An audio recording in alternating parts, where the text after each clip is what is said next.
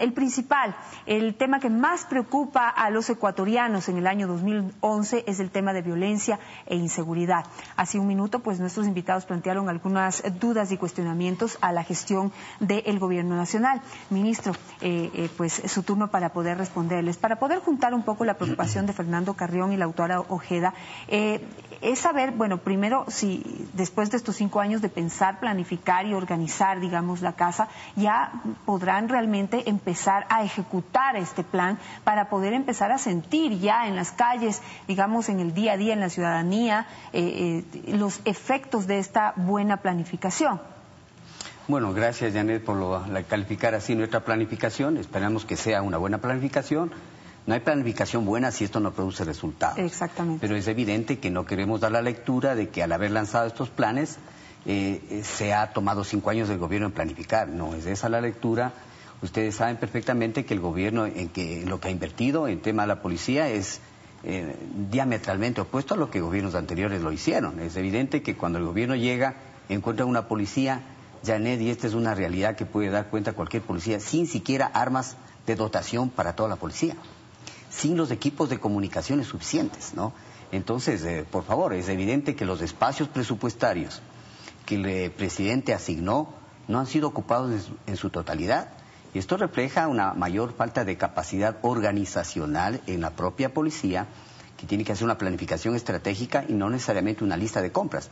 Pero también es cierto que con lo que han ejecutado es muchísimo más de lo que gobiernos anteriores pudieron haber asignado. Pero ahí va la otra pregunta de Lautaro. Está cuestionando que había 320 millones de dólares para invertirlos en prevención y otros programas de seguridad, pues a través, me imagino, que de los distintos ministerios, y solo se ha gastado 176, ¿verdad? 176 millones. ¿Qué ha pasado con el resto? Bueno, no tengo la precisión de esa cifra, pero en el interín Lautaro mismo me reconocía que ese 50% aproximadamente que se habría gastado también tiene otra lectura, que ese valor fue entregado para 2 años.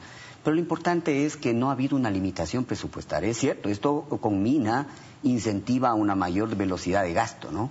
Es evidente que hay una prioridad que el gobierno ha dado y para satisfacción de la ciudadanía el 2010 versus lo que se ha invertido en el 2011 y lo que se va a invertir en el 2012 es 8 veces más.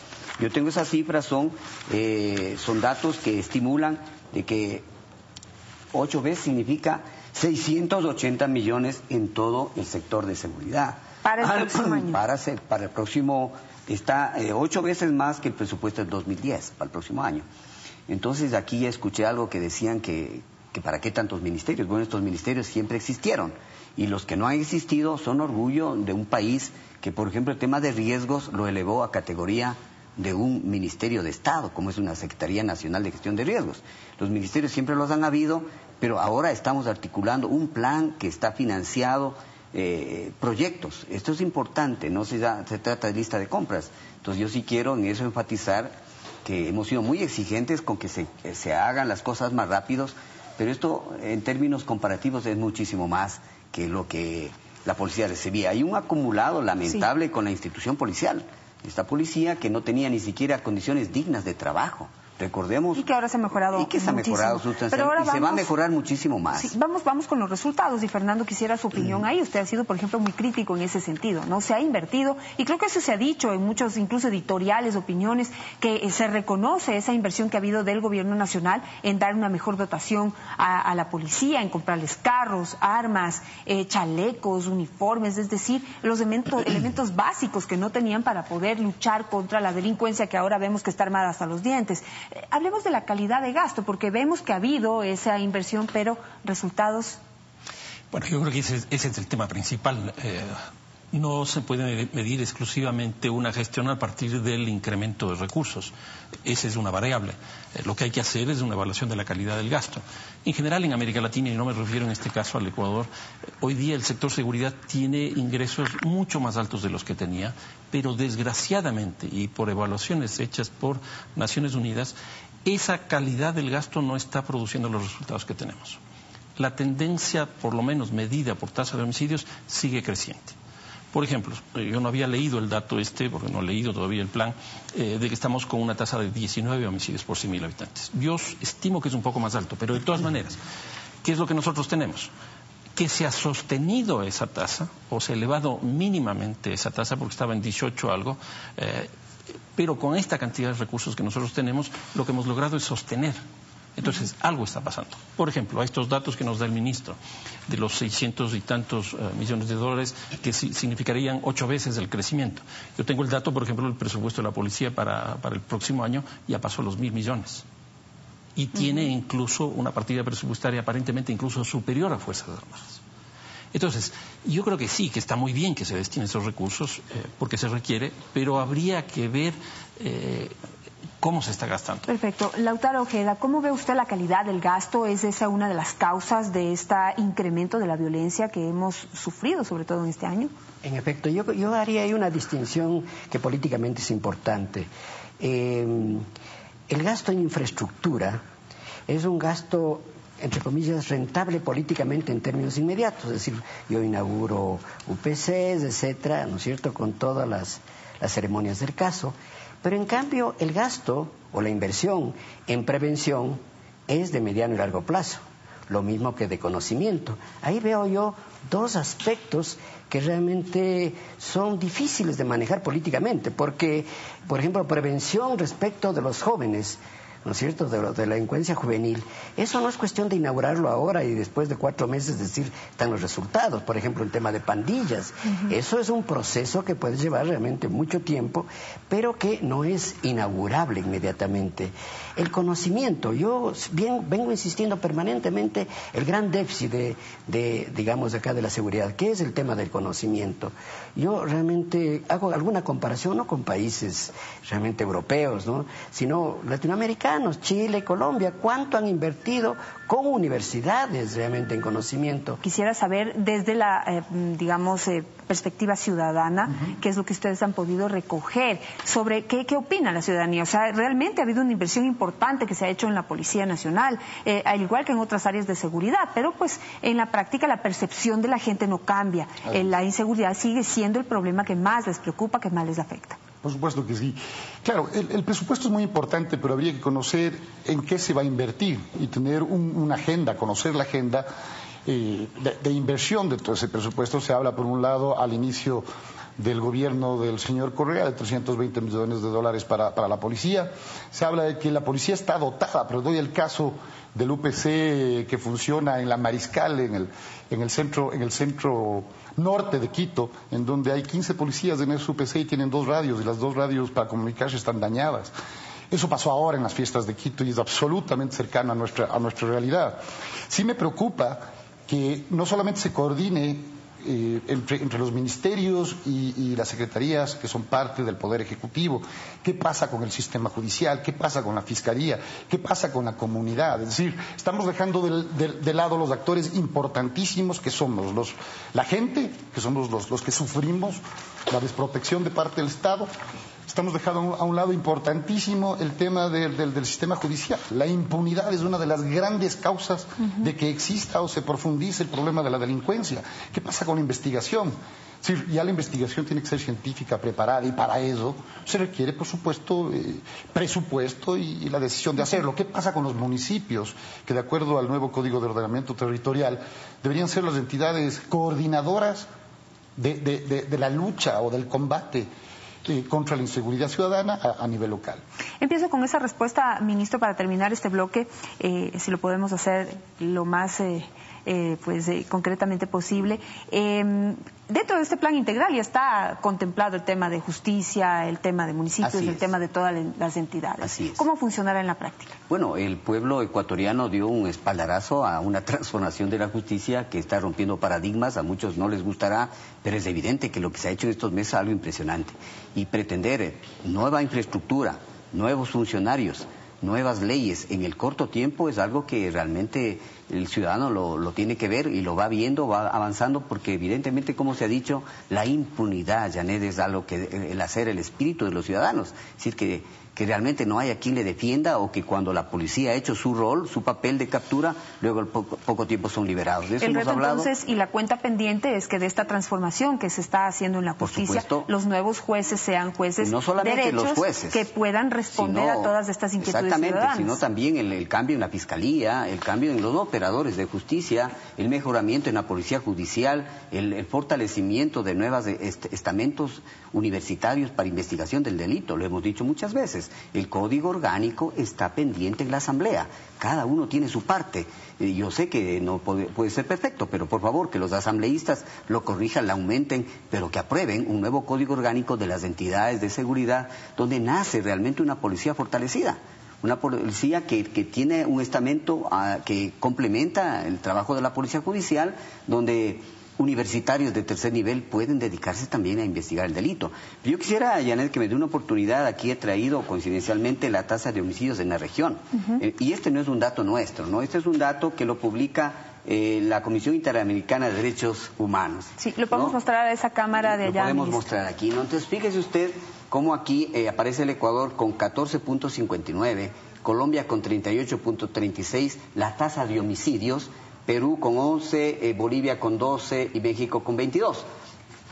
Pero lo interesante es que los países andinos, esta es una estadística del Departamento de Justicia de los Estados Unidos, la región de los países andinos está con 24.8. Entonces, a los que les gustan las estadísticas, a todos nos interesa, no nos gusta mucho porque el dato frío no dice tanto, pero en todo caso el Ecuador con esta cifra está muy por abajo del promedio de los países andinos. Esto no es ningún consuelo, Janet. Pero ministro, una cosa, esa es la tasa de homicidios, la de 14 por 100.000, dice usted. Esa es la de, exactamente, la tasa de homicidios por cada 100.000 habitantes. Pero si su estudio que acaba de entregarlo dice 19 por cada 100.000. Sí, y lo dijo también Fernando, ¿no? Pero yo estoy refiriéndome a la fuente. Nuestra fuente habla de 19 y fíjese usted que la Comisión de Derechos Humanos lo relaciona con mucho menos. Pero así fuera 19, nosotros estamos, como lo hemos mencionado, bajo la media de los países andinos. Esto es un poco para poner en contexto Pero habría que definir quién está en lo correcto, bueno, si su estudio o ese. Yo citaba, porque este está más con los países andinos, así es, ¿no? Nosotros hemos puesto una cifra más alta, ¿verdad? Pero ya le digo que aquí la propia Comisión de Derechos Humanos nos pone en esa condición. Pero esto es un poco para poner en contexto que cómo estamos como Ecuador. Y valorar lo que nosotros hemos logrado sin pretender con ello decir que nos falta mucho por hacer. Sí. No, ministro, quisiera referirme a la calidad de gasto para que usted pueda responder. Con relación a la calidad de gasto, yo creo que es evidente que hay espacio presupuestario suficiente para los proyectos de seguridad ciudadana y de la policía. Y no necesariamente es infraestructura lo que se aprecia, ¿no? Aquí hay quizás una confusión porque antiguamente el nombre de UPC, de Unidad de Policía Comunitaria, ya existía. Pero las nuevas UPC es todo un trabajo de planificación desde las EMPLADES, que estableció en todo el país distritos y circuitos, subcircuitos, y en cada uno de ellos la existencia de una UPC que comporta no solamente la parte física, cuántos policías, cómo se genera la respuesta, cuántas motos, cuántos vehículos, en qué estado están, cómo van a atender las 24 horas, cómo está la parte reactiva. Y algo que usted lo conoció en algún momento, que son las instalaciones de los centros integrados de seguridad, donde con un solo número, con el 911, se va a llamar como en países desarrollados. Usted puede pedir la ayuda tanto de bomberos, del servicio de emergencia de salud, de la propia policía, de la gestión de riesgos, de los militares que están en control de armas, en apoyo a la seguridad ciudadana, con un solo número, desde un teléfono fijo o desde un celular en todo el país. Pero este es un salto que otros países en América Latina no lo tienen. Seamos claros, nuestros centros se equiparan al de Canadá, al de Denver, Colorado, al de Beijing, ¿verdad? Estos centros no los han existido, o sea, que ir atrasados en esto no ha significado retrasarnos, sino una oportunidad de integrarlos, porque en otros países es muy difícil que integren todos los servicios de seguridad. La seguridad no solamente es policía, la seguridad es un bombero, articula también a los cuerpos de bomberos, es riesgos, es decir, es una integralidad. Pretender eso, hacerlo, Janet, en 2 años, si eso no es objetivo, esto no es un gasto de infraestructura, es un nuevo concepto de seguridad. Y ahí articulan a las UPCs y a las VCs, las unidades de vigilancia comunitaria, que todavía no las vemos en la cantidad que queremos, articula Defensoría del Pueblo, Fiscalía, jueces de flagrancia, investigación, registro civil. Es decir, que el ciudadano va y puede tener todos los servicios. Miren cómo quedó la VC del antiguo cuartel modelo en Guayaquil. No es ese todavía el mejor modelo, pero vamos a hacerlo en todo el país. De manera que no son las UPCs que las teníamos antes, son unidades estereotipadas desde lo arquitectónico hasta lo funcional y la conectividad para dar una respuesta. El tema del conocimiento es otro tema que Lautaro lo ha topado y muy bien traído. Solamente yo tengo que decirle que justamente los planes es una aplicación del intelecto. Aquí hay gente que estuvo en Aplaxo. Hay que reconocerle al IAEN, que es una universidad ya del Estado, de posgrado, donde ya se están formando gente en seguridad y defensa. Es decir, el Ecuador ha dado un salto en ello. Son los técnicos, los nuevos entes civiles que están aportando a la construcción de estos planes. Pero esa investigación, ese conocimiento al que se refiere el autor Ojeda, ¿es permanente? ¿Se va a tomar en cuenta las universidades? En la medida en que la Flaxo ha topado estos temas, nos ha aportado enormemente con los temas de estadísticos, con los temas de seguridad ciudadana y queremos seguir. Nosotros estamos planteando la conformación del Observatorio Nacional de Seguridad Ciudadana sobre la base de los centros integrados. Fíjese usted, por ejemplo, en el tema de las estadísticas, que a muchos es una medición, no es tanto así para mí, pero es un gran aporte. Nosotros hemos confiado en el INEC, porque antes el INEC tenía una vocación de vivienda, de temas sociales, pero no se preocupó del tema de seguridad. Hoy el INEC está produciendo las mejores encuestas de victimización, hechas en 180 ciudades y en un universo mayor. Y la encuesta de victimización de alguna manera pudiese perjudicar a los órganos del Estado, porque lo que va a hacer es encuestar a quién ha sido víctima y a quién no denunció, y ese gran hoyo de la estadística de la impunidad aparece en la encuesta de victimización. Eso lo estamos haciendo con transparencia, con el INEC como órgano oficial del Estado en las estadísticas. Eso es usar el conocimiento nacional, eso es mejorar en el conocimiento. Diego, quisiera comenzar con usted. ¿Cuáles identifican ustedes como las principales causas de violencia en nuestro país? Bueno, yo dije ya una que nos parece muy importante, que es la impunidad. Es decir, da la impresión de que llegar a nuestro país, a nuestras ciudades, es facilito. Es decir, las fronteras están abiertas, estamos dolarizados, en fin, entonces hay muy pocos controles, etcétera, etcétera. Pero por supuesto, de acuerdo al tipo de violencia, de acuerdo al tipo de delincuencia, tiene diferentes causas, ¿no? Es decir, desde la pobreza o las familias disfuncionales, la violencia intrafamiliar. Pero a ver, de los análisis que he podido leer y que he podido revisar también, todo este problema de pobreza, desempleo, violencia intrafamiliar, como que genera el delincuente común.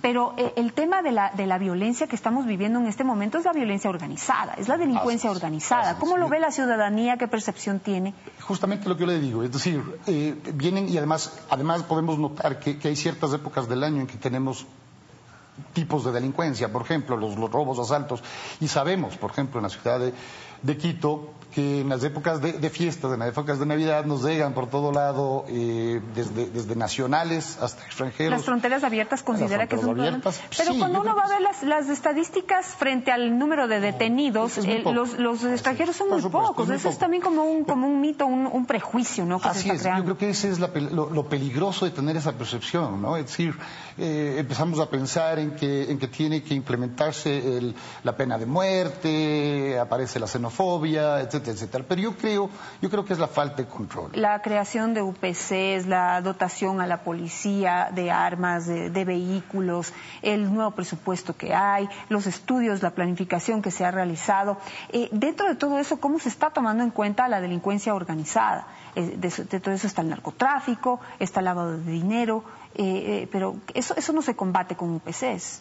Bueno, Janet, gracias por esta pregunta que es muy importante. Nosotros ubicamos al narcotráfico como un eje fundamental de crimen organizado. El narcotráfico se representa no solamente en lo que conocemos del tráfico de droga. El narcotráfico está, por ejemplo, en la minería ilegal. El tráfico está en el lavado de dinero. El tráfico es un eje terrible en el tráfico de personas en la trata de personas y estamos combatiéndolo. Lo que pasa es que quizás ha faltado más difusión. Ecuador es uno de los pocos países en América Latina, quizás el único, que tiene aviones no tripulados para justamente identificar negocios ilícitos, narcotráfico. Están funcionando los aviones. Usted dice falta difusión. La última vez que se supo de esos aviones no funcionaban. No. Lo que faltaba es técnicas para mejorar su rendimiento técnicas operacionales. Hace unos días atrás yo vi que el Hoy hacía un reportaje muy interesante sobre estos aviones no tripulados que están defendiendo una soberanía real, propia, ¿no? El tema de la frontera, ustedes lo conocen, el 30% de los efectivos militares están allí y muchos han calificado a las Fuerzas Armadas ecuatorianas como las más eficientes de la región. ¿Por qué? Estamos entre dos países, no podemos negarlo, la geografía, son dos países vecinos, campeones de la coca de droga del mundo, y nosotros tenemos el monopolio del uso de la fuerza, podemos patrullar en todo el territorio nacional, no tenemos zonas tomadas, pero es evidente que tenemos que seguir mejorando. El narcotráfico involucra alimentar al crimen organizado y estamos dando una guerra al tema con tecnología. Allí están trabajando la Dirección General de Inteligencia, la Policía, articulada con la Secretaría Nacional de Inteligencia, con nuevos equipos, nuevos equipamientos. Es importante. Los propios acuerdos que se lo hace con la DEA, ¿no? A pesar de todo lo que significaría alguna contrariedad en las relaciones con Estados Unidos, en absoluto se han bajado los controles con la DEA, ¿no? Y la DEA sabe que hemos sido felicitados por la captura que nuestra policía hace de toneladas de droga. Pero yo quiero referirme también a algo que se mencionó aquí, que es importante. Esto hablemos en lo transnacional, en lo regional, porque el tema de drogas es un fenómeno regional. Pero en el tema ya de nuestra cultura, el alcoholismo y la violencia intrafamiliar es algo que sí lo debemos y lo podemos trabajar con el barrio.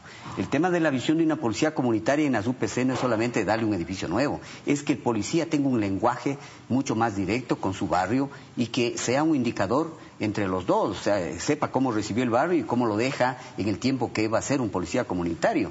Yo creo que un barrio seguro no es solamente un barrio con más policías y leyes, sino que también es el barrio donde se hace práctica del deporte, agenda para jóvenes, temas culturales, un barrio limpio, un barrio con espacios. Y un barrio que pueda estar controlado y que tenga policías que no se dejen sobornar. Y que la policía tienda a esta parte comunitaria sin que eso quite que realmente tiene que ser reactiva, ¿no? Pero evidentemente, y para terminar, Janet, el tema de la impunidad, yo lo comparto.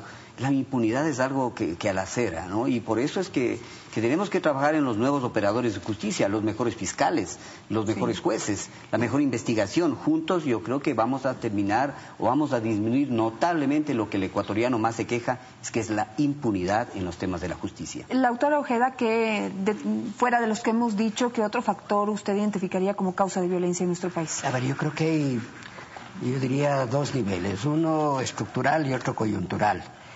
En las causas estructurales sin duda está la pobreza, la inequidad, el desempleo, ¿no es cierto? Están factores, digamos, como la violencia intrafamiliar, etcétera. Esos son como estructurales y esto tiene que ver con políticas sociales. Entonces habría que ver cómo está articulado, por ejemplo, el plan, las políticas sociales con esto, porque no puede ser realmente eso un tratamiento coyuntural. El tema de la violencia intrafamiliar no es un tema de ahora, claro. ¿No es cierto? El tema de la corrupción no es un tema de ahora, es un tema que cargamos, digamos. Pero luego hay otros coyunturales, como que ya se ha mencionado algunos de ellos. El crecimiento, por ejemplo, del narcotráfico, ¿no es cierto? Si bien es cierto que ha habido un control, el consumo de alcohol y de droga. Es realmente vergonzoso para los ecuatorianos saber que nosotros somos el segundo país de mayor consumo de alcohol. Nos sigue Honduras. ¿Y coincide usted en que ese consumo de alcohol y de droga genera violencia? Por cierto, claro. Pero genera la violencia, digamos, intrafamiliar en la casa, que es un tipo de violencia que debe preocupar. Hay un dato que es muy preocupante realmente, que lo saca el Observatorio Metropolitano de Seguridad Ciudadana. En el 15º informe señala que el 30% de las muertes en Quito son ocasionadas por riñas y peleas. Esos no son delincuentes. Sí, y en los homicidios, cuando se hace la autopsia, la mayoría están alcoholizados. Claro, entonces hay un consumo. Luego, por ejemplo, tránsito. Vemos que realmente una de las razones principales realmente tiene que ver realmente con el consumo de alcohol, la ingesta de alcohol y además una relación con los jóvenes. Entonces digo, yo creo que hay un espectro muy grande y habría que ver realmente cómo se va atacando en diferentes tiempos y con diferentes énfasis, digamos, estas diferentes causas. Yo creo que, y en el informe que tuve la oportunidad de tener una primera mirada en el informe, digamos en el plan, se hace una advertencia importante, me parece, es el no considerar que la pobreza es la principal causa. Se reconoce claramente que no es eso. Pero en cambio sí la inequidad. Y esos sí son estudios hechos a nivel internacional. O sea, más grave es la distancia entre ricos y pobres que realmente la pobreza. Porque si fuese la pobreza, para terminar, ¿no es cierto?, bastaría ver el mapa de la pobreza del Ecuador, ubicar los cantones más pobres, y no son precisamente los más violentos ni los que tienen mayor nivel de delincuencia. Así es. Fernando, digamos, se ha hecho una inversión importante, o mejor dicho, hay resultados importantes de la Policía Antinarcóticos en cuanto a narcotráfico. Sin embargo, vemos que cada día este fenómeno crece, junto al de lavado de dinero. ¿Qué plantea usted como alternativas, o en dónde podríamos voltear la mirada para poder hacer este trabajo mucho más efectivo? A ver, Janet, yo lo que creo en este caso es que estamos entrando en un momento distinto de los hechos delictivos en general en América Latina y en particular en el caso del Ecuador. Los hechos delictivos ya no se producen mayoritariamente por la riña respecto a si fue penal o no fue penal en una cantina. Hoy día empieza a ser el sicariato, empieza a ser la justicia por la propia mano, en fin. ¿Qué significa esto? Que estamos pasando de un tipo de delitos que eran producto de estas condiciones sociales a la realización de crímenes que provienen con una decisión propia de quienes van a cometer esos crímenes de hacerlo. Y si hay esa decisión, si hay el objetivo de matar, si hay el objetivo de robar, lo que empieza a ocurrir es que se organiza. Y lo que tenemos hoy día es un crimen organizado. El informe de Alstom de Naciones Unidas ya nos señalaba que en el Ecuador habían 700 bandas. Y yo creo que se queda corto incluso. Una segunda característica de este nuevo tipo de delito es la internacionalización. Esto que hablaba hace un momento respecto de la relación entre Brasil, Turquía, Israel y los países del área andina, que no es distante, por ejemplo, a lo que ocurre con los rastrojos, águilas negras, etcétera, de Colombia vinculados al Ecuador. Ahora, en ese sentido, uno de los elementos centrales del narcotráfico. Se supone, según el Departamento de Justicia de los Estados Unidos, que por el Ecuador están circulando 220 toneladas de cocaína. Es una cifra muy alta. Más o menos se estima que una buena política puede tomar alrededor de un 10%. 220, se cumpliría la premisa de que lo que se captura es el 10% de lo que pasa realmente por el país. Y en el Ecuador nosotros estamos este rato capturando 18-20%. No más de 18-20 toneladas, no más de eso. Ahora, ¿qué significa esto? Significa que este circuito del narcotráfico es tan fuerte que en América Latina se estima que se está lavando entre 120 y 150 mil millones de dólares. 120 y 150 mil millones de dólares. El presupuesto del Estado del Ecuador es la tercera parte, la quinta parte de esto. Sí. Entonces, estos recursos entran al mercado, generan empleo, generan consumo, generan desarrollo económico, y eso es lo que está ocurriendo este rato en general en América Latina. Recoger algunas conclusiones sobre este tema. Voy a terminar con usted, ministro. Quisiera empezar nuevamente con Diego. ¿A qué conclusión podemos llegar? Bueno, primero celebrar, aplaudir que por fin sea una política de Estado el tema de la seguridad ciudadana. Por supuesto, es un concepto, es una actividad o un conjunto de fenómenos sociales relativamente nuevos en nuestro medio.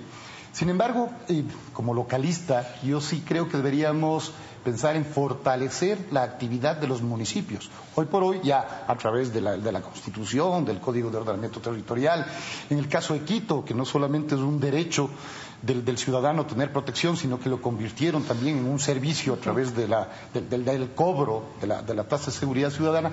Por supuesto, articular políticas, por ejemplo, de prevención, por ejemplo, de aprender cómo reaccionar frente a la violencia, por supuesto, incluir a grupos vulnerables como son los jóvenes, las mujeres, tercera edad, a la participación de todos los ciudadanos. Yo creo que por ahí está la clave del éxito para que todos nos sintamos parte de la protección nuestra, ¿no? Los municipios pueden hacer un excelente trabajo en cuanto a las familias para poder generar valores, porque eso también es causa de la delincuencia organizada, ¿no? El que quiere dinero fácil es parte de la delincuencia organizada. Lautaro, una conclusión.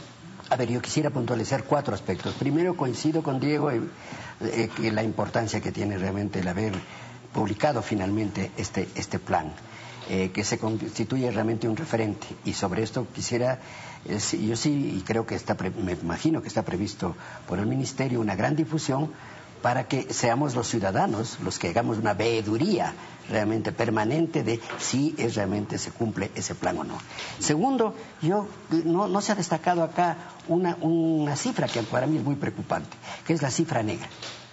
¿A qué responde la cifra negra? Que es la ausencia de registros de delitos oficiales. Digamos. ¿Qué responde la impunidad también? La gente que no denuncia. Exacto, la gente que no denuncia.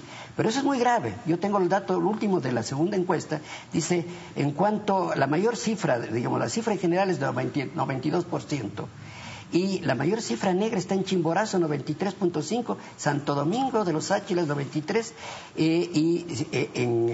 con el uso de la fuerza, 92.2, y sin uso de la fuerza, 87. Es decir, que la mayor parte de los delitos no se denuncian, lo cual eso quiere decir que trabajamos sobre cifras no reales. Claro, que se ha mencionado acá, que es la impunidad. Ahí yo recordaría un poco la pirámide, digamos, de los hechos que ocurren, los hechos que son denunciados, los hechos que son los que son aprendidos, los que son procesados, sentenciados y terminan en la cárcel. Yo diría que este es un aspecto favorable para cualquier delincuente, es decir, esto es una maravilla realmente, esto es una maravilla porque en términos probabilísticos es uno o menos 1% de que yo termine en la cárcel. Y luego el tema de la confianza.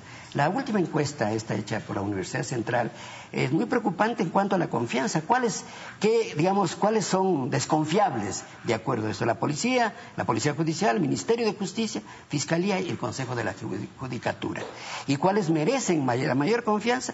Comisaría de la Mujer, DINAPEN, Dirección de Narcotráficos y medios de comunicación. Y ahí hay un tema muy interesante. Mientras que el discurso, digamos, general, es un discurso, digamos, contrario en general a los medios de comunicación, y yo creo que debe ser un poco frustrante este dato, digamos. La gente sigue creyendo en los medios, pero quisiera decir que eso también implica una gran responsabilidad para los medios. Y finalmente, dar un dato allí. Latino Barómetro 2011 ubica a los medios de comunicación en el orden de televisión, radio y prensa, después realmente de la familia. Entonces creo que esto es un motivo realmente de mucha preocupación porque tiene que ver además con la percepción, que es muy alta. Fernando.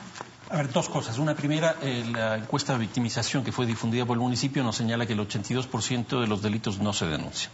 ¿Qué significa esto? Que solo entran al sistema judicial el 18%. De ese 18%, según el informe de Alstom, nuevamente, solo el 1.3% llegan a sentencia. En otras palabras, no solo es del problema de justicia, sino también de la legitimidad de todas las instituciones, porque, por ejemplo, a una persona que le roban, generalmente dice, ¿para qué voy a denunciar si no voy a obtener los beneficios que de ahí se pueden deducir? Y la segunda cosa, no denuncio porque puede ser que me asalten, que me maten, etcétera. Eso está conduciendo a la justicia por la propia mano. Ese primer tema. El segundo, reiterar lo que había señalado al principio. Me parece estupendo, magnífico que el gobierno tenga un plan de estas características. Aquí lo que me gustaría es que haya un link, por ejemplo, con el caso del municipio de Quito. ¿Por qué digo esto? Porque de los datos del propio observatorio del municipio, entre el año 2009 y 2010 se pasó de 10 homicidios por 100.000 habitantes a 13 homicidios por 100.000 habitantes. Es decir, hubo un crecimiento del 24% en 2 años. Y lo mismo ocurre en temas de robos y hurtos. Aquí se pasa, en el último año, se pasa el 26%, o sea, se incrementa sustancialmente. Y se identifica por parte de la policía 76 zonas donde se puede comprar y vender narcóticos. En otras palabras, si no hay un link, si no hay una articulación entre la política nacional y la política local, desgraciadamente nosotros los quiteños y quiteñas vamos a tener que seguir viviendo lo que estamos viviendo. Termino con usted, ministro. Janet, felicitarle por el programa. Usted pone en agenda que este es un tema de todos, que es el mensaje con el que yo quisiera terminar. La seguridad es un tema de todos, pero no como un decir para que nadie sea el responsable. Aquí el gobierno es responsable de que sus ministerios ejecuten lo que el Estado le ha dado como espacio presupuestario. También es responsable de comprometerse con la ciudadanía con los indicadores de gestión. Pero también es necesario que nazca y se fortalezca una corresponsabilidad con la ciudadanía. Yo aprovecho este programa no había tenido la oportunidad de invitarle a Quito Capaz a que nos visite o le visitamos y veamos cómo estamos articulados con un municipio organizado como es el de Quito.